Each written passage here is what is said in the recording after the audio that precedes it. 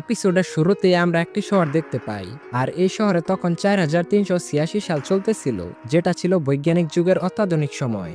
এই শহরের মধ্যে তখন সবারই কাছে কিছু না কিছু জাদুর পাওয়ার ছিল, আর এই স্বপ্নে শহরের সবাই হাসি খুশি ভাবে জীবনযাপন করতেছিল। কিন্তু কথায় আছে না, সুখ শান্তি বেশি দিন থাকে না, শান্তি যেখানে রয়েছে সেখানে বিপদ আপদ আসবেই। তেমনই হঠাৎ একদিন তাদের শহরের মধ্যে দৈত্যাকার আকৃতির একটি ডেমন আক্রমণ করে, আর সেই ডেমনটি শহরের মধ্যে ঢুকেই ভাঙচুর শুরু করে দেয়। খবরে বলা হয় এটি একটি লেভেল 5 এর ডেমন কিং, যার নাম হলো ম্যান্টহক। এইটা শুনে শহরের সুপার হিরোরা মিলে সেই ডেমনটাকে থামাতে যায়।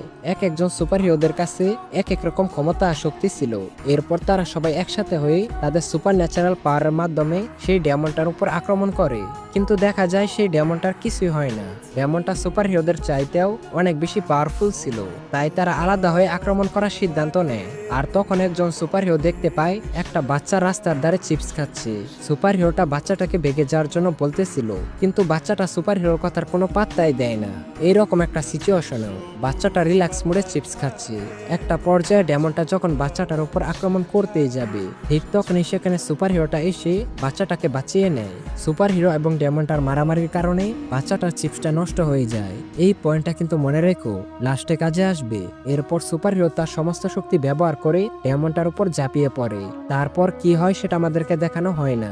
সিন চলে আসে 10 বছর পর বর্তমানে, যেখানে আমাদেরকে একটি স্কুল দেখানো হয়, আর বলা হয় মাস্টার জুহাই নামের একজন সুপার হিরো একাই ডেমন কিংকে মেরে তাদের পুরো শহরকে বাঁচিয়েছে। তাই সমস্ত শিক্ষা প্রতিষ্ঠানে তার একটি মূর্তি স্থাপন করা হয়, যাতে সবাই তাকে আইডল মনে করে অনুপ্রাণিত হয়। এই স্কুলটা মূলত সুপার ন্যাচারাল বাচ্চাদের জন্য, যাদের কাছে কোনো না কোনো সুপার ন্যাচারাল পাওয়ার রয়েছে। আর তখনই আমাদের প্রধান ক্যারেক্টার ওয়াংলিনকে দেখানো হয়। স্কুলের প্রথম দিনই ওয়াংলিনকে দুইটা ছেলে বুলি করা শুরু করে দেয়, আর বলে আমরা সিনিয়ররা তোমার খেয়াল রাখবো, কিন্তু তার জন্য আমাদেরকে টাকা দিতে হবে। এইটা দেখে তাদের স্কুলের একজন ছাত্র প্রচুর রেগে যায়, কিন্তু তার বন্ধু তাকে কোনো মতে শান্ত করে। আর তখনই সেখানে আগুনের একটি গোলা এসে সেই বুলিদেরকে উড়িয়ে মাটিতে ফেলে দেয়। যেই মেয়েটি বুলিদের উপর অ্যাটাক করেছিল তাকে দেখে সেখানে থাকা সবাই অবাক হয়ে যায়, কারণ মেয়েটি ছিল ফ্রুট ওয়াটার গ্রুপের প্রেসিডেন্টের মেয়ে, আর তার নাম হলো সুরং। সুরং মেয়েটার সৌন্দর্য দেখে স্কুলের সবাই তার উপর ক্রাশ খেয়ে যায়।